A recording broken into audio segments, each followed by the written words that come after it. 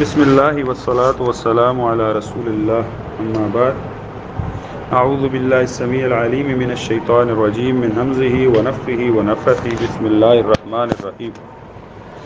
باب فضل الجماعت ووجوبها، اس بات کا بیان کہ جماعت کی فضیلت کیا ہے اور جماعت کے ساتھ نماز پڑھنا واجب ہے۔ اس میں جماعت کے ساتھ نماز پڑھنے کی جو فضیلت ہے اور جو اجر عظیم کی عطا ہے وہ احادیث ذکر کی گئی ہیں۔ پہلی حدیث سیدنا عبداللہ بن عمر رضی اللہ تعالی عنہ سے ہے، ان رسول اللہ صلی اللہ علیہ وسلم قال، کہ رسول اللہ صلی اللہ علیہ وسلم نے ارشاد فرمایا، صلاۃ الجماعت افضل من صلاۃ الفض ب27 درجہ،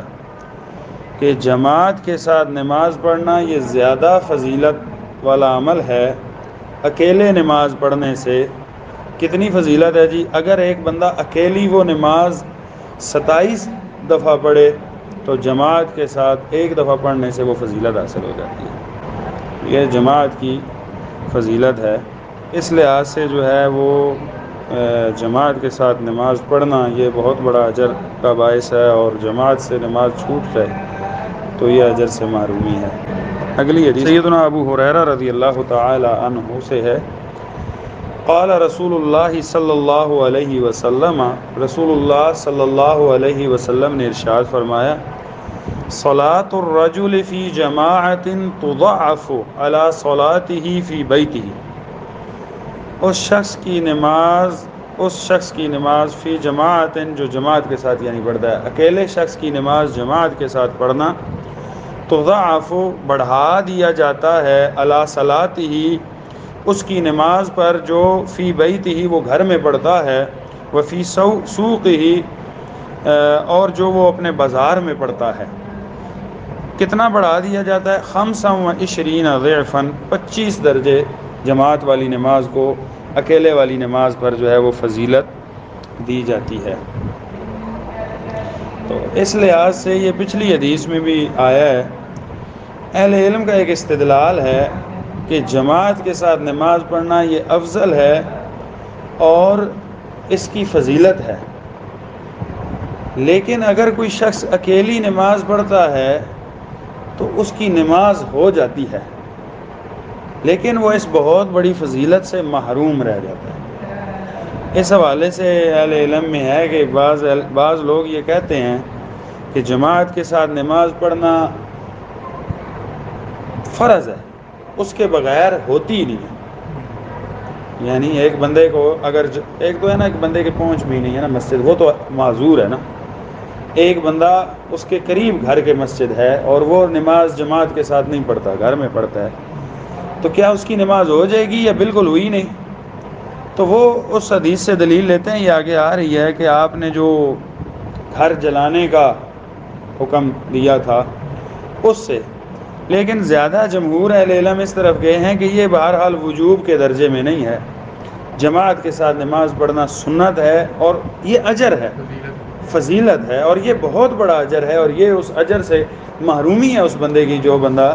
اس اجر سے رہ جائے۔ اس کی دلیل ایک وہ یہ بھی دیتے ہیں کہ جو پچھلی حدیث میں آئی ہے اس میں بھی کہ جماعت والی نماز کو اکیلی نماز کے ساتھ تقابل کیا گیا۔ تقابل تبھی ہوتا ہے جب دونوں چیزیں ٹھیک ہیں، لیکن یہ زیادہ بہتر ہے۔ ہاں جی، ہاں، وہ تو زیرو تو کسی کے ساتھ ضرب کھاتا ہی نہیں ہے نا، ہو جاتا ہے۔ تو اس لحاظ سے جو ہے نا وہ یہ ایک چیز ہے بہرحال۔ اب اس حدیث میں 25 گنا کا آیا ہے اور اس حدیث میں جو ہے وہ 27 درجوں کا ذکر ہے، تو اس میں اہل علم نے جو ہے نا وہ یہ تطبیق کی ہے کہ نماز کے اندر کچھ چیزیں ہیں جن کا ذکر ملتا ہے، اور وہ ذکر ملتا ہے حدیث میں مختلف اعمال کا جو نماز سے متعلقہ ہیں، ان کو اختیار کیا جائے تو اللہ تعالیٰ جو ہے وہ اجر دیتے ہیں، ان کی فضیلتیں بیان ہوئی ہیں۔ تو تو ہمارے یہ فتاوی ہے اصحاب الحدیث، ہمارے جماعت کے مفتی شیخ عبدالستار الحماد حافظ اللہ تعالیٰ نے ایک سوال کے جواب میں یہ ذکر کیا ہے کہ محدثین کرام نے بیان کیا ہے کہ نماز با جماعت کی ادائیگی میں ایسی 27 فضیلتیں پائی جاتی ہیں جن کی فضیلت کے متعلق الگ الگ احادیث مروی ہیں۔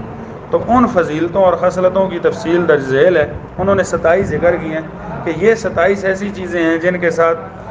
ملنے سے جو ہے وہ نماز کی فضیلت ہے۔ تو وہ مجھے یہ بڑی اچھی لگی ہے، پچھلے دنوں مطالعہ کر رہا تھا تو آج میں نے سوچا کہ آپ کے ساتھ بھی اس کا ذکر کر دوں گا چونکہ مناسبت ہے ہمارے موضوع کے ساتھ۔ پہلی کہتے ہیں کہ نماز با جماعت ادا کرنے کی نیت سے اذان کا جواب دے بندہ، تو اذان سنتا ہے جواب دیتا ہے، تو یہ بھی ایک فضیلت ہے۔ مسجد میں اول وقت پہنچنے کے لیے جلدی کرنا، یہ بھی ایک فضیلت ہے۔ مسجد کی طرف سکون اور وقار سے جانا، یہ جتنی بھی انہوں نے بیان کی نا یہ ان کی الگ الگ حدیثوں میں فضیلت بیان ہوئی ہے، ٹھیک ہے۔ مسجد کی طرف سکون اور وقار کے ساتھ جانا، دعا پڑھتے ہوئے مسجد میں داخل ہونا، مسجد میں پہنچ کر تحیت المسجد ادا کرنا، نماز با جماعت کا انتظار کرنا، پھر کہ ابھی جماعت ہوگی میں انتظار کرتا ہوں، فرشتوں کا اس کے لیے دعائے رحمت کرنا، جب وہ انتظار کر رہا ہو تو فرشتے اس کے لیے دعائے رحمت بھی کرتے ہیں، فرشتوں کا اللہ تعالیٰ کی حضور پہنچ کر نمازی کے لیے گواہی دینا کہ تیرے اس بندے نے نماز پڑھی تھی۔ اسی طرح اقامت کا جواب دینا، اقامت کے وقت شیطانی وسوسوں سے محفوظ رہنا، کیونکہ شیطان اقامت کے وقت بھاگ جاتا ہے،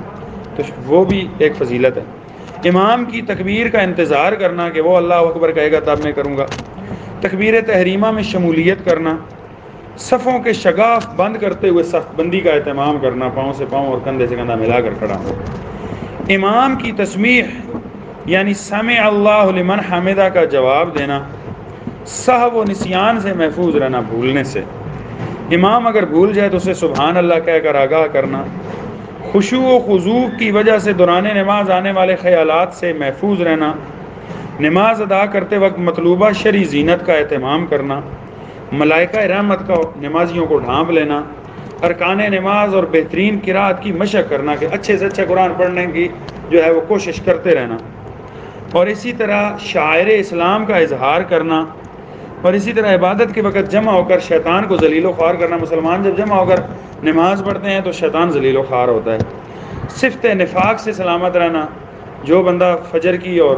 عشاء کی نماز جماعت کے ساتھ پڑھتا ہے تو وہ نفاق اس کے ختم ہو جاتی ہے نا صرف۔ امام کے سلام کا جواب دینا، 5 وقت نظم جماعت کو برقرار رکھنا، امام کی قرات کو توجہ سے سننا اور آمین بالجہر کہنا۔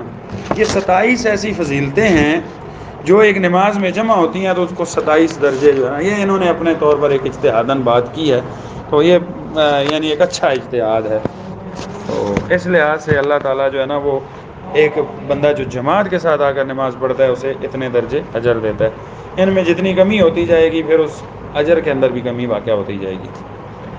وذالک، یہاں پر کچھ اسباب بیان کیے ہیں نبی صلی اللہ علیہ وسلم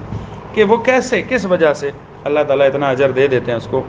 انہ اذا توضأ فاحسن الوضوء،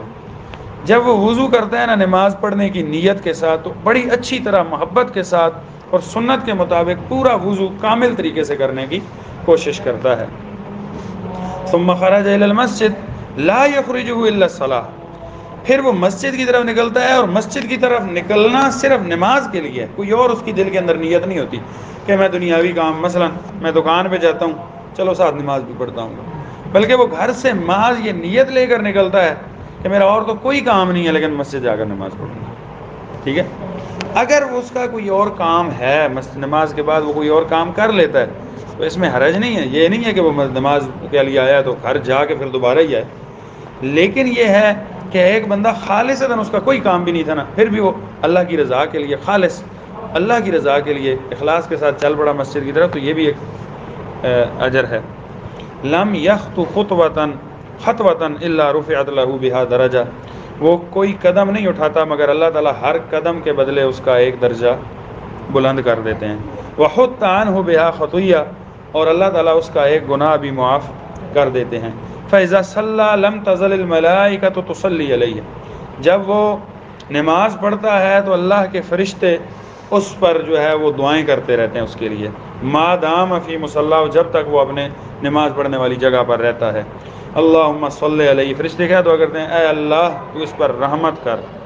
اس کو اپنی رحمت میں شامل کر دے۔ اللہم اغفر لہ، یا اللہ تو بشریت کے تقاضوں کی وجہ سے جو اس کے گناہ سرزد ہو گئے ہیں تو اس کے گناہوں کو معاف کر دے۔ اللہم ارحمہ، تو اس پر خاص رحمت فرما۔ ولا یزال فی صلاۃ ما انتظر الصلاۃ، تو جب تک وہ نماز کے انتظار میں ادھر بیٹھا رہتا ہے یا نماز کے بعد بھی ادھر بیٹھا رہتا ہے تو فرشتے اس کے لیے رحمت کی دعائیں اور مغفرت کی دعائیں کرتے رہتے ہیں۔ یہ بہت بڑی جو ہے وہ ایک اجر و ثواب کا حصول ہے جو جماعت کے ساتھ نماز پڑھنے والے کو حاصل ہوتا ہے۔ چلیں، وعنہ قال قال رسول اللہ صلی اللہ علیہ وسلم، یعنی یہ حدیث بھی سیدنا ابو ہریرہ رضی اللہ تعالی عنہ سے مروی ہے کہ رسول اللہ صلی اللہ علیہ وسلم نے ارشاد فرمایا، اثقل الصلاة علی المنافقین، بھاری ترین نماز منافقوں پر، نمازوں میں سے بھاری نماز منافقوں پر صلاۃ العشاء و صلاۃ الفجر، عشاء کی نماز ہے اور فجر کی نماز ہے۔ وَلَوْ يَعْلَمُونَ مَا فِيهِمَا لَأَتَوْهُمَا وَلَوْ حَبْوًا، اگر یہ لوگ جان لیتے کہ ان دو نمازوں میں کتنا اجر و ثواب ہے تو لَأَتَوْهُمَا، ضرور ان کو پڑھنے کے لیے مسجد میں آتے، وَلَوْ حَبْوًا، اگرچہ انہیں گھٹنوں کے بل گھسٹ گھسٹ کے بھی آنا پڑتا۔ تو یعنی اس کے اندر اجر و ثواب بہت زیادہ ہے فجر اور، یعنی آپ اندازہ لگائیں جو دوسری حدیث میں آتا ہے کہ رسول اللہ صلی اللہ علیہ وسلم نے ارشاد فرمایا کہ جس نے عشاء کی نماز باجماعت پڑھ لی اور وہ گھر جا کے سو گیا تو اللہ تعالیٰ نے اس کو آدھی رات کی قیام کا اجر عطا کر دیا، اور اگر وہ پھر اٹھ کے آ گیا صبح اور فجر کی نماز بھی اس نے باجماعت پڑھ لی تو حالانکہ وہ ساری رات سویا رہا ہے لیکن اللہ تعالیٰ اسے پوری رات کے اجر کا، پوری رات کے قیام کا اجر ثواب وہ عطا کر دیتے ہیں۔ تو یہ دو نمازیں جو ہے نا وہ، اور چونکہ یہ دو وقت ایسے ہیں کہ عشاء کے وقت تھکا ہوتا ہے بندہ تو سونے کو جی کرتا ہے، نماز کے لیے آنا مشکل ہے، اور منافق تو مجبوری کی وجہ سے پڑھتے تھے، مسلمانوں کو دکھانے کے لیے کہ مسلمان دیکھ لیں کہ ہم بھی نمازی مسلمان ہیں، تو وہ پھر عشاء پہ ڈنڈی مار جاتے تھے اور صبح ڈنڈی مار، بس جی سو گئے تھے، پتہ ہی نہیں چلا، بہانہ چلا دیا کوئی نہ کوئی۔ تو اس لیے آپ نے فرمایا کہ یہ دو نمازیں، اس سے ایک تو یہ بات پتہ چلی کہ وہ یعنی جو منافق ہوگا وہ فجر اور عشاء کی نماز اس کے لیے پڑھنا مشکل ہوگا۔ دوسری لحاظ سے اگر سوچیں تو یہ ہے کہ نفاق کی علامات میں سے ایک علامت یہ بھی ہے، یعنی اگر اس طرح کی صورتحال پیدا ہو جائے تو بندے کو اللہ تعالیٰ سے نفاق کی پناہ طلب کرنی چاہیے اور اپنی اصلاح کرنی چاہیے۔ ان دو نمازوں کو سستی کی بنا پر چھوڑنا یہ درست نہیں ہے باقاعدہ۔ وَلَقَدْ هَمَمْتُ أَنْ آمُرَ بِالصَّلَاةِ فَتُقَامَ، اور یقیناً یہ کہ میرا دل یہ کرتا ہے، ہممتُ میں نے یہ ارادہ کیا کہ ان آمرا کہ میں حکم دوں نماز کا کہ وہ کھڑی کر دی جائے، ثم آمر رجلا فیصلی بالناس، پھر میں ایک شخص کو حکم دوں کہ تو ان لوگوں کو نماز پڑھا۔ اس سے ایک بات نا تھوڑا سا کرینہ یہ بھی ملتا ہے، ویسے دیگر روایات میں اس کی وضاحت بھی ہے کہ اقامت جو ہے وہ پہلے کہی جائے اور امام صاحب بے شک بعد میں مصلی پر پہنچ جائیں۔ ہمارے ہاں یہ فرض سمجھا جاتا ہے کہ امام صاحب پہلے مصلی پر پہنچ کے کھڑے ہو جائیں اور پھر جو ہے وہ اقامت بھی، اور پھر پیچھے لوگ بھی فوراً جو ہے وہ کھڑے ہیں۔ ہمارے ہاں تو یہ تھوڑی سی سستی بھی اس لحاظ سے وہ بھی ہوتا ہے نا کہ یعنی امام صاحب ذرا سا تاخیر ہو گئی ہے یا بیٹھے ہوئے ہیں، یا تو ہم آنکھوں کے اشاروں سے یا زبان سے کہہ بھی دیتے ہیں کہ چلیں جی وقت ہو گیا تو آ جائیں۔ تو بہرحال وہ تو ایک علیحدہ ادب کے لحاظ سے بات ہے۔ آپ نے پہلے یہ کہا کہ اقامت ہو جائے، نماز کھڑی کر دی جائے، پھر میں کسی بندے کو مقرر کروں، چل بھائی تو نماز پڑھا میری جگہ پر اور میں جاؤں، ثم انت طالقہ، پھر میں چلا جاؤں باہر محلے میں، معیہ برجال، میرے ساتھ کچھ لوگ بھی ہوں، معہم حزم، ان کے پاس خشک لکڑیاں ہوں، حزم من حطب، لکڑیوں کے گٹھے ہوں ان کے ہاتھوں میں، الی قوم لا یشهدون الصلاۃ، ہم پہنچ جائیں ان لوگوں کی طرف جو نمازوں میں نہیں حاضر ہوئے، فاحرق علیہم بیوتہم بالنار، اور یہ کہ میں جلا دوں ان کے گھروں کو آگ کے ساتھ، کہ وہ ایسے لوگ ہیں کہ انہوں نے جو ہے وہ یعنی نماز نہیں پڑھی جماعت کے ساتھ۔ تو یہ بہت سخت وعید ہے کہ جو جماعت کے ساتھ نماز نہیں پڑھتا اس کے لیے آتی ہے۔ اب یہ چونکہ جماعت کے ساتھ نماز پڑھنے کی فضیلت اور اس کے احکامات بیان ہو رہے ہیں نا، تو ایک بہت بڑا مسئلہ یہ بھی ہے کہ آیا خواتین مسجد میں نماز جماعت کے ساتھ ادا کر سکتی ہیں یا نہیں کر سکتی؟ تو اس پر غالباً ہماری پہلے بھی شاید کبھی بات ہوئی ہے. تو خواتین جو ہے وہ مسجد میں جماعت کے ساتھ نماز ادا کر سکتی ہیں. عن عبداللہ بن عمر رضی اللہ عنہما، سیدنا عبداللہ بن عمر رضی اللہ تعالی عنہ سے یہ حدیث ہے، عن النبی صلی اللہ علیہ وسلم، نبی کریم صلی اللہ علیہ وسلم نے قال، ارشاد فرمایا، اذا استاذنت احدکم امرأتہ، اگر جب تم سے اجازت طلب کرے تمہاری بیوی الی المسجد، مسجد جانے کی، کہ میں مسجد میں جا کر نماز پڑھنا چاہتی ہوں. یہاں پر دو باتیں ہیں. وہ بیوی مسجد میں جانے کے لیے خامن سے اجازت طلب کرے گی، یعنی خامن کو اللہ تعالیٰ نے فوق رکھا ہے اس پر، لیکن خامن کو یہ حکم ہے کہ وہ اجازت مانگے. باقی معاملات میں اس کو اختیار ہے نا، وہ بازار جانا چاہتی ہے، آپ اسے بھیجتے ہیں نہیں بھیجتے، وہ کہیں جانا چاہتی ہے کسی ریلیٹیو کے گھر میں، کسی شادی میں، آپ بھیجتے ہیں نہیں بھیجتے، وہ آپ کی اجازت کی پابند ہو جائے گی. یہاں پر یہ ہے کہ فلا یمنعھا، تو بلا عذر بلا وجہ اس کو روکو نہیں، جانے دو اس کو مسجد میں جا کے نماز پڑھو. خواتین کے حوالے سے یہ ہے کہ آپ صلی اللہ علیہ وسلم نے فرمایا کہ مردوں کی سب سے بہترین صف پہلی صف ہے، امام کے پیچھے کھڑے ہوئے ہیں. عورتوں کی سب سے بہترین صف آخری صف ہے. عورتوں کی ایک آگے صف ہے، پیچھے صف ہے، پیچھے صف ہے، تو سب سے بہترین صف یہ ہے کہ وہ سب سے پیچھے کھڑے ہیں. ٹھیک ہے، لیکن یہ ہے کہ نماز پڑھ سکتی ہے. پھر یہ بھی ہے، آپ نے فرمایا کہ عورت کی سب سے بہترین نماز یہ ہے کہ وہ گھر میں ادا کرے، پردے میں، جتنی پردے تک جائے گی. لیکن پھر بھی اگر کوئی عورت، اس کے اندر یہ شوق اور ذوق ہے کہ وہ مسجد میں جا کے پڑھنا چاہتی ہے، تو روکنا درست نہیں ہے. جس طرح ہمارے یہاں بعض تعویلات کر کے روکنے کی کوشش کی گئی، تو وہ تعویلات درست نہیں. جس طرح یہ آگے دیکھیں، قال فقال بلال بن عبداللہ، سیدنا عبداللہ بن عمر رضی اللہ تعالی عنہ کے ایک بیٹے تھے بلال، انہوں نے کیا کہا، واللہ لا نمنعہن، ہم تو ضرور ان کو روکیں گے، اللہ کی قسم ہم تو ضرور روکیں گے. قال فاقبل علیہ عبداللہ، تو سیدنا عبداللہ بن عمر رضی اللہ تعالیٰ عنہ اس کے سامنے آ گئے. فسبہ سبا سیئا، اسے سخت برا بھلا کہا، جتنا برا بھلا کہہ سکتے تھے کہا، یعنی سخت اسے سنائی. ما سمعتہ سبہ مثلہ قط، راوی حدیث کہتے ہیں کہ میں نے زندگی میں کبھی کسی کو اتنا، عبداللہ بن عمر کو کسی کو اتنا ڈانٹتے ہوئے نہیں دیکھا کہ عبداللہ بن عمر نے کسی کو اتنا زیادہ سخت ڈانٹا ہو جتنا انہوں نے اپنے بیٹے بلال کو ڈانٹا. وقال، اور کہا، اخبرک عن رسول اللہ وتقول واللہ لا نمنعن، میں تمہیں رسول اللہ صلی اللہ علیہ وسلم کی حدیث سنا رہا ہوں کہ آپ نے فرمایا ہے کہ ان کو نہیں روکنا تم نے مسجد جانے سے، تو تم کہہ رہے ہو کہ نہیں ہم روکیں گے. رسول اللہ کی حدیث پر کوئی کمپرومائز نہیں. سیدنا عبداللہ بن عمر رضی اللہ تعالیٰ عنہ کی آپ کو اس طرح کی سینکڑوں مثالیں ملیں گی. جب حدیث کا معاملہ آ جاتا تھا سنت کا، تو یہ سخت ایکشن لیتے تھے. حتیٰ کہ وہ جو آتا ہے نا رفع الیدین کے معاملے میں، تو انہوں نے مسجد میں دیکھا کہ ایک بندہ رفع الیدین کے ساتھ نماز نہیں پڑھ رہا تھا، رفع الیدین کے بغیر پڑھ رہا تھا، تو ان کو اس کی نماز کے اندر ہی یہ بات جو ہے وہ چبھی اور برداشت نہیں ہوئی، اور انہوں نے ہاتھ میں چھوٹی چھوٹی کنگریاں پکڑ کر اسے یاد دلانے کی کوشش کی مار کر، تو پھر رفع الیدین بھولا ہوا ہے یہ نماز کے اندر. تو اس لحاظ سے جو ہے وہ وفی لفظ لا تمنعوا اماء اللہ مساجد اللہ، اور ایک روایت کے لفظ یہ ہیں کہ تم منع نہ کرو اماء اللہ، اللہ کی لونڈیوں کو، مساجد اللہ، اللہ کی مسجدوں میں جانے سے. یہی وجہ ہے کہ مسند احمد میں آتا ہے، سیدنا عمر بن خطاب رضی اللہ تعالی عنہ جو ہے وہ بیان کرتے ہیں کہ یہ میری جو گھر والی ہے نا، یہ مسجد میں جا کے نماز پڑھتی ہے. اگر رسول اللہ صلی اللہ علیہ وسلم کی حدیث نہ ہوتی نا تو میں اسے روک لیتا،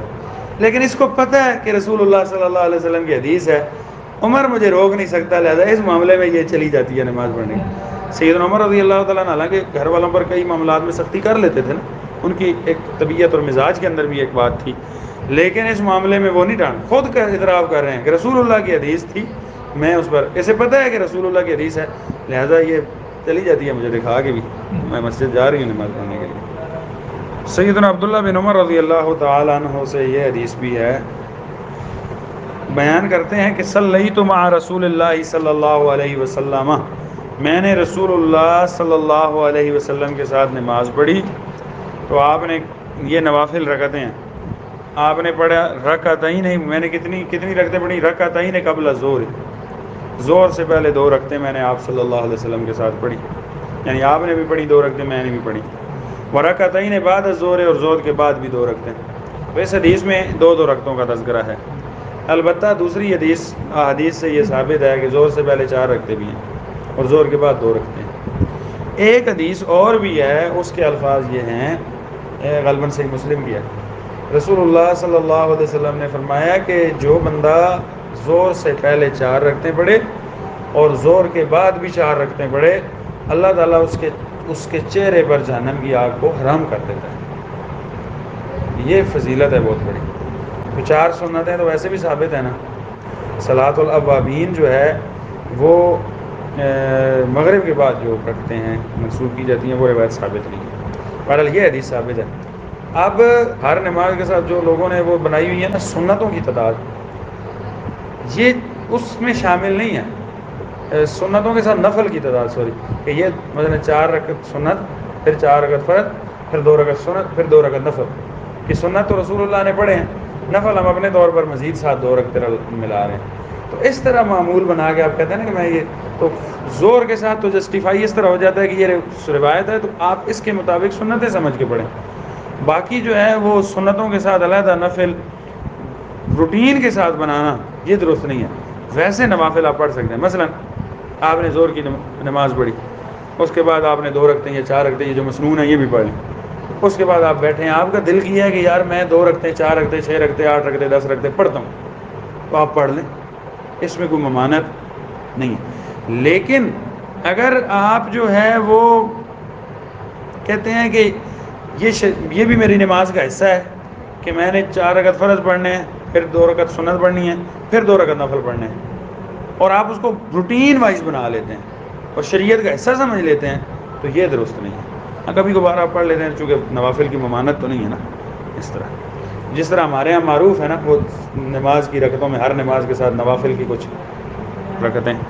ورکعتین بعد الجمعۃ، اور 2 رکعتیں جمعے کے بعد. اب جمعے کے بعد بھی 2 رکعتیں سیدنا عبداللہ بن عمر رضی اللہ تعالیٰ عنہ کا. دوسری روایت میں 4 بھی ثابت ہیں، تو آپ 2 بھی پڑھ سکتے ہیں 4 بھی پڑھ سکتے ہیں. اس میں تطبیق یہ بھی ہے کہ مسجد میں آپ 2 رکعتیں پڑھ لیتے تھے اور 2 گھر میں جا کر پڑھ لیتے تھے تو 4 ہو جاتے. بہرحال آپ مسجد میں پڑھیں گھر میں پڑھیں 4 رکعتیں پڑھ سکتے ہیں. ورکعتین بعد المغرب، مغرب کے بعد 2 رکعتیں. ورکعتین بعد العشاء، اور عشاء کے بعد 2 رکعتیں. عشاء سے پہلے بھی 4 رکعتیں جو وہ فضیلت والی ہیں نا وہ نہیں ثابت. البتہ عصر سے پہلے 4 رکعتیں ثابت ہیں، اور وہ بڑی فضیلت ان کی ہے کہ اللہ کے نبی نے فرمایا کہ اللہ تعالیٰ رحمت کرے اس شخص پر، یعنی آپ کی دعا مقبول ہے نا، اللہ تعالیٰ رحمت کرے اس شخص پر جو 4 رکعتیں عصر کی نماز سے پہلے پڑھتا ہے، یعنی 2 کر کے آپ 4 رکعتیں پڑھیں. تو یہ ثابت ہیں.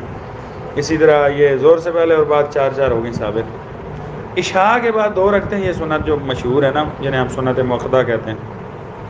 ان کو موقدہ اس لیے کہا جاتا ہے کہ چونکہ کچھ حدیث میں نا ان کی ایک اسپیشلی فضیلت ہوئی ہے، تو ایک تاکید سی بن گئی ہے نا، اس لیے ان کو موقدہ کہا جاتا ہے. تو وہ تو ہیں ہی ہیں، لیکن ان کے ساتھ اگر آپ 4 رکعتیں اور پڑھتے ہیں، مثلا عشاء کی، یا آپ نے 2 رکعتیں پڑھ لی نا، پھر آپ نے 2 اور 2 4 مزید پڑھ لی، تو آپ کو ایک حدیث میں اس کی فضیلت بیان ہوئی ہے کہ لیلۃ القدر کی 4 رکعتوں کے برابر اجر ملتا ہے.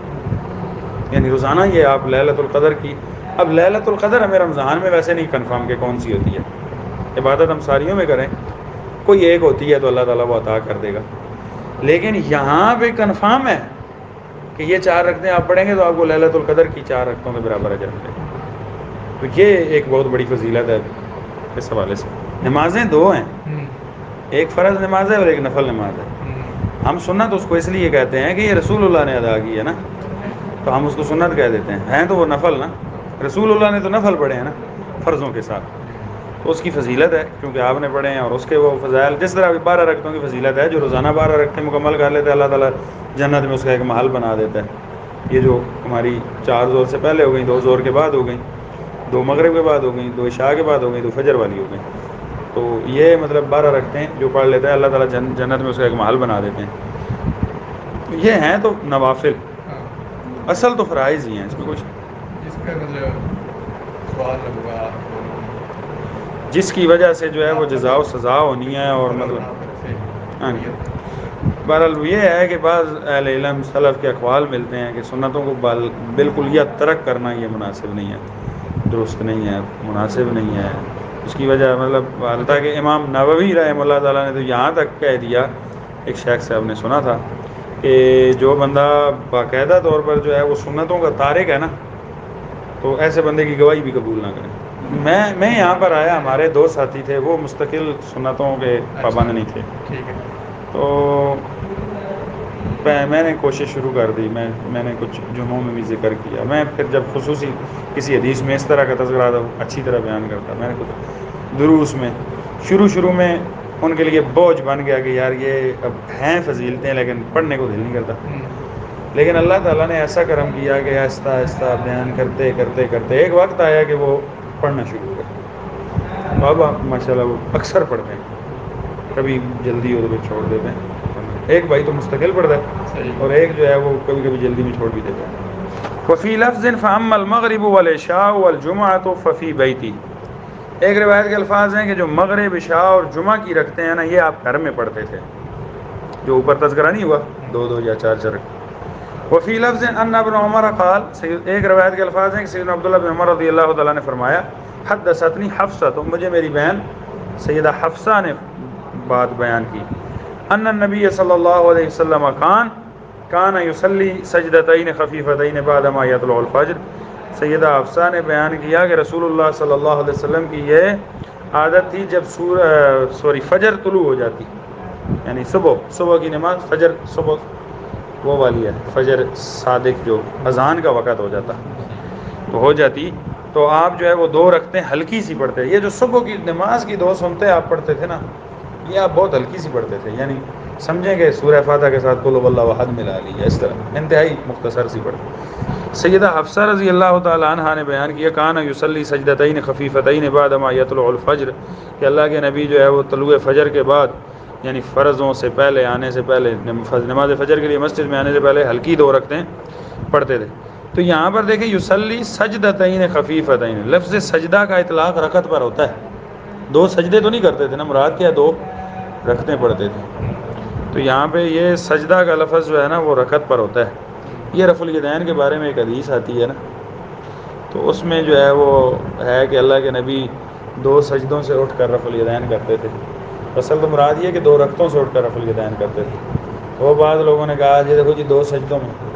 حالانکہ یہ دیگر روایات سے ثابت ہے کہ سجدہ کا لفظ رکعت، رکوع کا لفظ بھی رکعت پر استعمال ہوتا ہے، اللہ کے نبی صلی اللہ علیہ وسلم رکوع، اور رکوع تو رکعت سے ملتا جلتا ہے نا، دونوں کا مادہ ہی ایک ہے، لیکن سجدہ سے بھی 1 رکعت مراد ہوتی ہے۔ یہ ایک اجتہادی مسئلہ ہے، رکوع کے بعد ہاتھ باندھنا، دونوں طرف جو ہے نا وہ برابر دلائل ہیں، یعنی آپ یہ کہہ سکتے ہیں کہ اجتہاداً جس ایک فریق کا موقف ہے تو دوسرے کو ظاہر بات ہے اجتہادی غلطی کے بار تو کہتا ہے، لیکن اس پر آپ بہت سختی نہیں کر سکتے، کیونکہ واضح دلیل دونوں کے پاس بھی ہے، دونوں قرینوں اور قرائن سے ہی کہتے ہیں کہ جو چھوڑنے والے ہیں وہ بھی قرائن سے کہتے ہیں، جو باندھنے والے ہیں وہ بھی قرائن سے کہتے ہیں، اس لیے اس معاملے میں اتنی سختی شروع سے ہی نہیں ہے سلف میں، یہ سلف کے مابین نزاعی مسئلہ چلا آ رہا ہے کہ رکوع کے بعد وہ جو باندھنے والے حضرات ہیں نا وہ کہتے ہیں کہ یہ بھی قیام ہے نا، قیام کی حالت یہ ہے کہ آپ ہاتھ باندھیں، حدیث میں ہے کہ قیام، نماز میں قیام کی حالت کیا ہے جی، ہاتھ باندھنے، تو یہاں بھی باندھیں، یہاں اس قیام کو آپ اس قیام سے ممتاز کیسے کرتے ہیں، دلیل بھی نہیں ہے۔ ہاں جی، وہ کہتے ہیں وہ ایک حدیث آتی ہے، دیگر بھی ہیں بہرحال، کہ یہ اس کو قیام شمار نہیں کیا گیا، یعنی محدثین نے اس قیام کو قیام کہا ہے، اس قیام کو قیام ہی نہیں کہا، شمار ہی نہیں کیا۔ پھر وہ حدیث آتی ہے کہ جب اللہ کے نبی جو ہے سمع اللہ لمن حمد ربنا ولک الحمد کہتے تو آپ کھڑے ہو جاتے، یہاں تک کہ ہر ہڈی اپنے جوڑ پر آ جاتی، ایسے تو دونوں روایت لیتے ہیں۔ جو باندھنے والے ہیں وہ یہ کہتے ہیں کہ اپنے مقام پر آ جاتی، یعنی رکوع سے پہلے جس مقام پر تھی ادھر آ جاتی، ہاتھ باندھ لیتے۔ دوسرے کہتے ہیں نہیں، اپنا مقام اس کا اصلی تو یہ ہے کہ آپ بالکل سیدھے کھڑے ہو جائیں، بازو سیدھے ہو جائیں، ٹانگیں سیدھی ہیں، ہاتھ باندھنا۔ بہرحال یہ ایک لمبا چوڑا مسئلہ ہے۔ ہمارے سندھ کے 2 بڑے محدث فضیلت الشیخ سید محب اللہ شاہ راشدی اور فضیلت الشیخ سید Badie Uddin Shah Rashdi Pir of جھنڈا، بہت علمی خاندان گزرا ہے اور اہل علم ان کے اندر ان کا ایک بہت ممتاز ضرب و عجم میں مقام رہا ہے۔ تو تو ان دونوں بھائیوں میں سے سید بدی جو ہے وہ ہاتھ باندھنے کے قائل تھے اور سید محب جو ہے وہ ہاتھ کھولنے کے قائل تھے. تو دونوں بھائیوں نے مطلب کتابیں بھی لکھی ہیں. انہوں نے ہاتھ باندھنے پر لکھی, پھر انہوں نے جواب لکھا کہ نہیں ہاتھ چھوڑنا ثابت ہے, کتاب لکھی. پھر انہوں نے جواب لکھا کہ نہیں, مطلب حالانکہ اکٹھے دونوں بھائی تھے, ایک بڑے اچھے ماحول میں کتابیں لکھی ہیں, وہ بھی پڑھی جا سکتی ہیں. یہ ایک نزاعی سا مسئلہ ہے. تو سیدنا عبداللہ بن عمر کہتے ہیں کہ وہ سیدہ حفصہ نے فرمایا کہ طلوع فجر کے بعد جو ہے وہ آپ 2 ہلکی رکھتے پڑھتے تھے. وکان ساعۃ لا ادخل علی النبی فیہا صلی اللہ علیہ وسلم. میں جو ہے وہ سیدنا عبداللہ بن عمر کہتے ہیں کہ یہ وہ گھڑی تھی نا کہ میں تو اس وقت اندر نہیں جا کے دیکھ سکتا تھا نا, یا جا نہیں سکتا تھا کہ اللہ کے نبی کیا پڑھ رہے ہیں. تو یہ میری بہن نے مجھے بتایا یہ عمل. ویسے سیدنا عبداللہ بن عمر رضی اللہ تعالیٰ عنہ شادی سے پہلے مسجد میں سویا کرتے تھے نا, مسجد میں سویا کرتے تھے. اللہ کے نبی صلی اللہ علیہ وسلم ان کی تعریف بھی کیا کرتے تھے. سیدہ عائشہ رضی اللہ تعالی عنہا سے روایت ہے کہ وہ فرماتی ہیں لم یکن النبی صلی اللہ علیہ وسلم علی شیء من النوافل تعاہدا منہ علی رکعتی الفجر. نبی صلی اللہ علیہ وسلم نوافل میں سے کسی نفلوں پر اتنی باقاعدگی نہیں فرماتے تھے جتنا اہتمام آپ جو ہے وہ رکعتِ فجر کی 2 رکعتوں کا کرتے تھے. اس سے یہ بھی پتہ چلا کہ سیدہ عائشہ نے وہ فجر کی 2 سنتوں کو نوافل میں شمار کیا ہے. نوافل کا لفظ بولا ہے, وہ نوافل ہے. لیکن یہ ہے کہ یہ 2 رکعتیں جو فجر کی تھیں اس پر آپ نے خاص اہتمام کیا. یعنی اس کے بارے میں آتا ہے کہ آپ ویسے تو سنتیں آپ سفر میں چھوڑ سکتے ہیں, لیکن نبی صلی اللہ علیہ وسلم سفر میں جو ہے وہ فجر کی 2 سنتیں نہیں چھوڑتے تھے. وطر اور 2 سنتیں فجر کی, یہ آپ باقاعدگی سے پڑھتے تھے جس حال میں بھی ہوتے تھے. یہ اس لیے جو ہے نا وہ آپ صلی اللہ علیہ وسلم کا ان کو ترک کرنا کبھی ثابت ہی نہیں ہے. صحیح مسلم کے حدیث کا الفاظ یہ ہیں, اس میں فضیلت بھی بیان ہوئی ہے کہ رکعتا الفجر خیر من الدنیا وما فیہا, کہ فجر کی یہ جو 2 رکعتیں ہم پڑھتے ہیں نا سنتیں, یہ دنیا اور دنیا کے اندر جو کچھ خزانے ہیں ان سب سے بہتر ہے, خیر والا عمل ہے کہ آپ فجر کی 2 رکعتیں پڑھ لیں. یعنی دنیا اور اس کے خزانے کی کوئی لمٹ تو نہیں ہے نا, بہت بڑے خزانے ہیں. ایک بندے نے یہ 2 رکعتیں پڑھ لیں تو اللہ تعالیٰ نے سمجھے کہ اس کو یہ خزانے عطا کر دی, تو یہ اجر و ثواب اتنا زیادہ ملتا ہے ان کا.